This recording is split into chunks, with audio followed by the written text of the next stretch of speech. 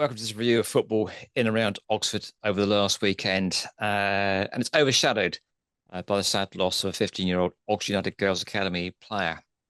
And we add our condolences along with everyone else involved in sport and beyond. Right, so we'll take a look back at what did happen over the weekend. Patrick, and as usual, we start with Oxford City. You were there. Not a good day for the Hopes, young man. No, just never really got going on Saturday. Against, a very good Scarborough team, it has to be said, who are fighting for the playoffs. And City got lucky really in that they weren't 3-0 down inside the first half an hour because Scarborough had three golden opportunities and just thankful to Max Metcalf in the City goal and the Scarborough players not really having their shooting boots on. But City improved after half time when Zach McEachran came on. But just as they were starting to get a foothold in the game, Scarborough finally broke the deadlock. Two really poor goals for City to concede, it has to be said. The first, the ball potentially could have been cleared off the line, but Charlie Wiggett could only divert it into his own net, and then really poor defensive mix-up for the second goal. So it's one of those where Scarborough were well-deserved winners, but I think City would probably be a bit disappointed that they didn't get a point and the way that they conceded the goals. Okay, so we're going to hear from a very disappointed Ross Jenkins speaking to Andy Gate after that game. Yeah, tough one, difficult, frustrating. I thought first half there's nothing in it. I thought we looked slightly off it in terms of second balls, first contacts, a lot of sloppiness, giving it away and a lot of turnovers to add to their counter-attacks. So we looked a little bit sloppy and sluggish at times, which is weird because we've trained really well this week. But yeah, we changed things up. We've got some attacking boys on the pitch, but we created more than enough. We've just gone through it there in the changing room. We've created a lot of opportunities to do better and to create chances. I think O'Shea's had a couple of chances he could have shot and maybe slid in Parks. I think Tom's had a couple he should have shot. I think George had one blocked. I think Ewan's hit the crossbar. Yeah, we've had a penalty that O'Shea gets hit. If he goes down, it's a penalty. We've had more than enough. But I don't think either goal have really been worked. So battle between both boxes today. The first goal was really poor defending, I must say. And the second one is even worse, I'd say, probably. It's really deflating, those goals, because I thought second half we were gaining some momentum. I thought we made some positive changes. We got some attacking threat onto the pitch and we was buying our way into the game and working our way. And then to get hit with sort of a sucker punch like that really deflates you. So, we had to pick ourselves up and go again. We had an opportunity. I think Matty had one late in the second half to maybe score. And then the second one really sort of, it's sort of a knife in the chest, that one. So, yeah, difficult, emotional one today because I thought we had a really good prep. I thought we'd done really well at Kings Lynn. Want to be consistent, want to replicate a similar performance, but I thought we was off it today and we got nothing out of the game. There we are. So Ross Jenkins speaking after that defeat. And better news for Banbury United, though. They pick up the points, but they did leave it a little bit late, didn't they, Patrick? Yes, it was a 96-minute winner. They're doing really well at home at the moment. They're 9 games unbeaten after this further win. They played Alvechurch. And Nico Jones scored the first goal for Banbury. A corner that wasn't cleared. It kind of fell in the middle of the box, and Nico Jones kind of bundled the ball over the line, it has to be said, to put them ahead. It was 1-1 going into the final minute, and it's a goal that Alvechurch probably be very disappointed with, as a defensive clearance was charged down by Conor Ferguson, who then did really well to get in the box, and it was a fine finish, it has to be said, but very poor defending from Alvechurch. But yeah, Banbury won't mind at all, will they? And they're in good form at the moment. They've moved up to 8th in the Southern League Premier Central now, 4 points off the playoff positions, but still in a strong position coming into the latter end of the season. Yeah, and Dave England caught up with Kelvin Langmead after the game to get his thoughts on that game. Well, I knew today would be a huge challenge because of the position that they find themselves in. It was also going to be a huge challenge because there was probably an expectation of us to come and win this game, and that's a good thing because that shows you how well we're doing at the moment. But there was also other challenges within the game, positions we'd find ourselves in that we hadn't for a while, to go 1-0 down, to show the character to come back to that. So there's all these little tests that have gone on today about this group and how they react to certain situations. And at the moment, they keep passing them. Were we good today? No. Probably one of our worst overall performances. Individually, lads made uncharacteristic errors. But, you know, to go 1-0 down with 25 minutes to go and to show that kind of character and to be able to bounce back the way that we did is a great trait to have. Like I've said before, we're in a really good place at the moment. And it felt like this game would be a little bit of a coming of age for our group in terms of, are we serious about what we're trying to do now and where we are in the table and the run that we're on? We have to back it up against these teams. And don't get me wrong, Alvchurch came and they put a shift in. They played well. They made it very, very difficult for us and probably deserved to go ahead. But for us to come out of that game with 3 points and be as poor as we were is a really good thing, weirdly, because if you can play that poorly and still win, you know, it bodes really well, because that's what successful teams do. Successful teams win when they're not playing well. And we didn't play well today, but we managed to get that 3 points. So I'm absolutely delighted with the result. And I'm hoping that kind of performance from individuals and us as a collective is out the way now, because we've got 4 huge games coming up. So there we are. It's Kelvin Langmead chatting to Dave England after the game about that late show, which finally got another 3 points on the board. Meanwhile, Thame United having a very interesting season, aren't they? Because they score big and they get defeated big. For the weekend, they hit the opposition for 6, Patrick. Yes, and an even more remarkable thing is that the scorers won't take too long to go through, because Louis Walsh scored the first 5 of the 6. So, yeah, remarkable feat. Didn't quite get a double hat trick. Charlie Stowe got a 6 just before the end. But like I say, it's about the 3rd or 4th time that we've reported on Thame United hitting 6 in recent weeks. So Milton Keynes Irish were the team on the end of it this time. A result which has had a big significance for them as well, because it's now put them in the playoff positions after being there or thereabouts for so long.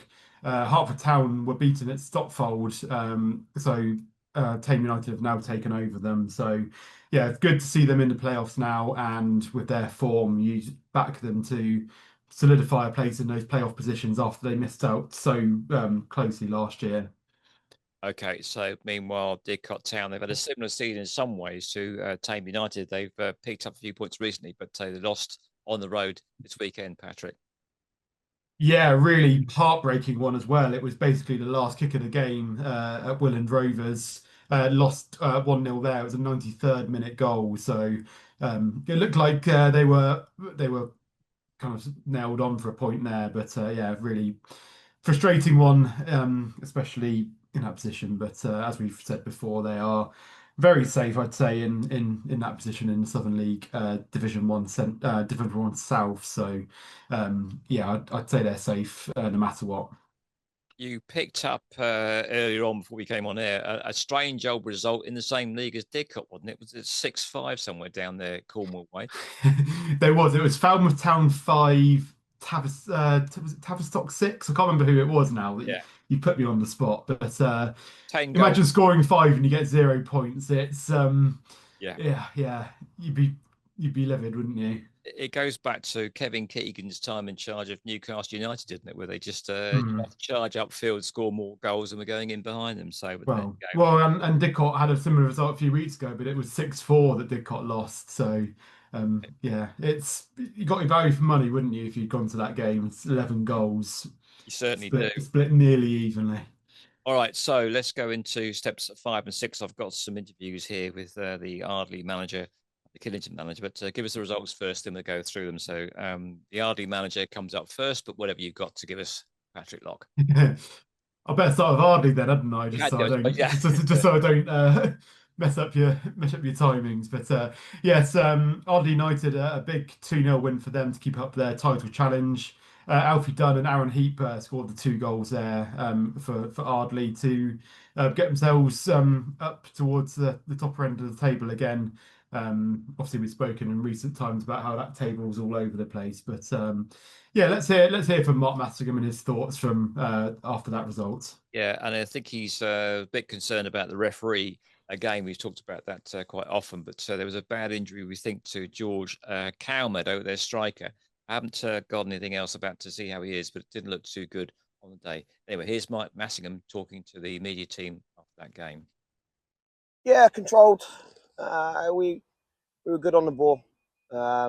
Different to the last few games, they showed us some respect. They've improved since the first time we played them, for sure. A couple of players in certain areas have made them a little bit tougher. But yeah, we were controlled. We showed at times today how good we are on the ball. And at times maybe we made an extra pass or a little bit leggy with the quality, but very pleasing. You know, we've had games where it's been really, really physical and we've had to really fight and compete and get round the seconds and turn that into chances. And today was a little bit different where we had much more of the ball and could enjoy it. And the lads as well, you know, we're not going to get from not playing to perfect straight away. And they took a big step forward of being on the ball. So 2-0, realistically, we should be getting a couple more, but I've probably said that every game. So it's probably just the normal. It's a comfortable 2-0. That's no disrespect to them. I thought they were a good team, but you know, it's a 2-0, which we're happy with. Another clean sheet. And, you know, with all due respect, really, really tough game on Tuesday against the informed team of the league. And it's really good that we got this chance to be using the ball the way we did. There we are, clearly unhappy with the referee not stopping the game, I think. And right at the end there, what he says is these guys have got jobs. We forget these chaps are putting their shirt on the line, but their body's on the line as well. When they've got to turn up for work the next morning. You know, earn a crust of bread to keep their family and the wall from the door. So, yeah, disappointed. I haven't heard yet how he is, but with their 5 games in hand, and in fact, they've got to probably play towards the end of the season. I've just seen tonight, we called it on a Tuesday evening, their game Tuesday evening has been called off, I think, as well, because the match is postponed. Don't know why. Which means they've got even more of a fixture list stacking up at the end of the season. They're going to have to be playing Saturday, Tuesday, Thursday, I think. So if you're missing your main striker, ain't good, is it, Patrick? No, absolutely. It's always tough, isn't it? And yeah, I mean, like you say, it could be keeping me out of work. Well, I mean, I don't know what they do. I mean, a lot of them are self-employed nowadays, and if he's self-employed and can't do his job, then that's big, isn't it? So it is, yeah. Indeed. Yeah. Yeah. And obviously, it's a big blow for Ardley on pitch as well because I think he's scoring a lot of goals. So he's a big lad. He's like he's a really strong striker. Okay, what you want up front to hold the ball up and put the ball in the back of the net. Okay, shall we take a look at Killington next? I hope so because I've got an interview lined up with their manager. Yes, Kidlington faced Windsor and Eton, who are Ardley's biggest challengers for the title, and sadly for Ardley, Kidlington couldn't do them a favour. Windsor and Eton winning 4-1 against Kidlington. Cowan Bittercourt d'Oliveira, who's on loan from Oxford City, got the goal for Kidlington there, but yeah, it's always going to be a tough place considering that Windsor are flying and probably going to win the league. So yeah, we can hear from Kidlington manager, I think, Colin. Yeah, here's Brad Chalmers. Very disappointed because he said there's uncharacteristic of his side to actually not turn up, basically. So here's Brad Chalmers talking to the media team after that game. Just really frustrated, mate, because you've got to give the opposition credit that they're a brilliant side, and you know they've only lost 2 all season. They've got some good players. You know, it's a hard place to come, but they didn't have to do anything to beat us today. That's the frustrating thing. I don't think they had to really earn the right to beat us. We caused our own problems, and that's not taking anything away from them. You know, they finished their chances off and they punished, but that's what you get when you play better teams. You know, when you play the best teams in the league, if you give them chances like we did, then they're going to hurt you. You know, and then their first goal, you could see it coming because we looked scared, and I don't know why. We looked scared just because, you know, it's over like 50 fans in the stadium. We just looked scared, and that annoyed me, you know, because we wasn't like that Wednesday. And I think that obviously they knew that we come with a lot of hunger and we come with a lot of energy, and you know they had to probably match our energy, if not go above it. I just thought we caused our own problems, mate. And, 3-0 down at half-time, that's not like us. That's not like us at all. And even Hoppo said to me at half-time, it was new for me with this group. I haven't been in this situation at half-time with this group. And then obviously after half-time, we concede 5 minutes after, or less than that probably, and they go 4-0 down. And the game's done then, isn't it? The game's done. And then it's just a matter of... But this is where I will give my group a lot of credit. They don't give up. They don't give up. And we could have thrown the towel in, right? And a team like this can really put you to the sword. And they didn't put us to the sword. I know they went down to 10 because obviously they used up all their subs and the lad got injured. But I thought we played really well. And even, to be honest, Liam, even at 1-0 down, we had the better chances. But then our inexperience crept in, and our naivety, and it was really frustrating, mate, because they're a brilliant side, but they didn't have to do anything to beat us today, and that was hard to take. Windsor and Eton, they're away, and you can just hear they're on the flight path into Heathrow, so we got that there. I've seen Ardley play against Kidlington at Kidlington, and I can just say they are a very hard-working side, I think so. And it was 90 minutes plus, I think, so 6 or 7 minutes of extra time, and they're still going at each other. That was a draw in the end, honours even. So, yeah, a frustrated player. And he did say to me after the Ardley game that he had too many draws. They just and they weren't consistent. So it's been a problem. But then again, if these guys have a bad week at work, mate, then it's difficult to turn out on a Saturday, isn't it, or a Tuesday night in the rain and put in a blood-curdling performance, isn't it, Patrick? Oh, absolutely. I mean, I know that sometimes with my job, and I don't even go and play football after work. It's hard sometimes to motivate yourself to do things if you've had a tough day. But yeah, it's great, isn't it, that you get these players that do a hard day's work and then go and train 3 days a week and play 2 days a week. It's great. Okay, so take us to the rest of the step 5 and 6 results if you can from last weekend, Patrick. Yeah, so another big game at the top of the table in the combined counties north. Wallingford and Cromarsh had an Oxfordshire derby between them and Milton United. Left it late, but Wallingford and Cromarsh kept up their title challenge.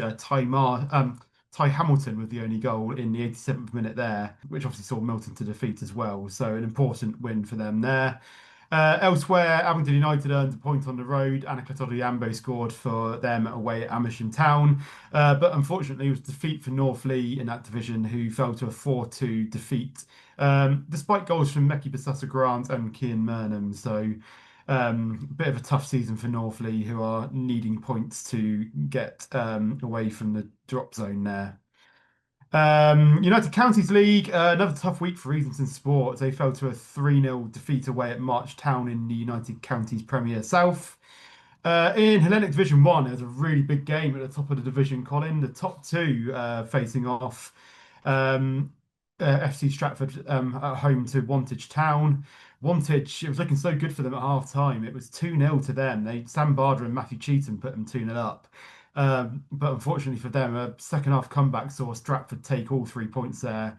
Massive hammer blow for Wantage's title hopes there. I think a win there may have just about kept them going, but yeah, big blow for them there. Otherwise, point for Clanfield. They drew 1-1 with Chipping Sodbury, and also Thame United Reserves, who had a goalless draw with Ludlow Town. Carterton, sadly, though, were defeated 1-0 on the road to Cheltenham Saracens. On Sunday, Oxford United's game was called off for obviously what we spoke about at the start of the show. Obviously, very wise decision, I think, there with what was going on, and obviously sending all our best to the family there. It's obviously an awful thing that's happened. Abingdon United, they did play. Libby Gilmore's goal helped them to a point against Bristol Rovers in Women's National League Division 1 Southwest. And Oxford City had another day to forget. They were beaten 3-0 away at Winchester City Flyers. Their topsy-turvy season continued in the Southern Region Women's Football League Premier. Okay, Patrick. So I think the weather may all be turning from spring back into sort of semi-winter again this weekend. But if the weather holds up, what sort of fixtures have we got coming up? Yeah, so it's another early kick-off for Oxford United. This time Saturday lunchtime at the Kassam Stadium. They welcome Charlton Athletic. every game is massive for them, really, isn't it? It It's is, the yeah. same, yes. They've been playing well, but they still need to pick up points. I think they more or less need to win every game now, I think, to stay up. Yeah. And obviously, they did briefly come out of the relegation zone, didn't they? But results, draws for Leicester and West Brom saw them go back in. But it's only a point adrift now. So still plenty of time and certainly back on now, isn't it? Survival compared to what it was looking like a few weeks ago. And again, it's another big game for Oxford City, and we should probably let people into a little trade secret. But we're recording this on Tuesday night, and Oxford City currently in action against Curzon Ashton, and it's 1-1 at the moment. I will give a few trade secrets there. So I don't know what the final score will be at this point, but yeah, it'll be another big game for Oxford City on Saturday. They travel to fellow strugglers Southport in National League North, looking to get some distance between themselves and the drop zone. A few wins, if they can get a few wins, it will put them kind of in a group of about 6 or 7 teams. So that would be a boost for City. Banbury United, they're on the road. They head to Corn in Southern League Premier Central. Obviously, they're doing a lot better, looking for a late playoff charge there. As are Thame United, who are currently in the playoff positions. They head to Stopfold in Division 1 Central. Didcot Town, they host Hartbury in Division 1 South. There's no game for Oxford United women again this weekend, but Abingdon United travel to leaders Swindon Town in Division 1 Southwest. And Oxford City hosts Southampton women in Southern Region Women's Football League Premier. Thank you very much indeed, Patrick, for that look ahead to what's coming up this coming weekend. That's it for this edition. Looking back at last weekend's results in and around Oxford. I'm Colin Ryde. Thanks to Patrick Locke. Thanks for listening. Bye for now.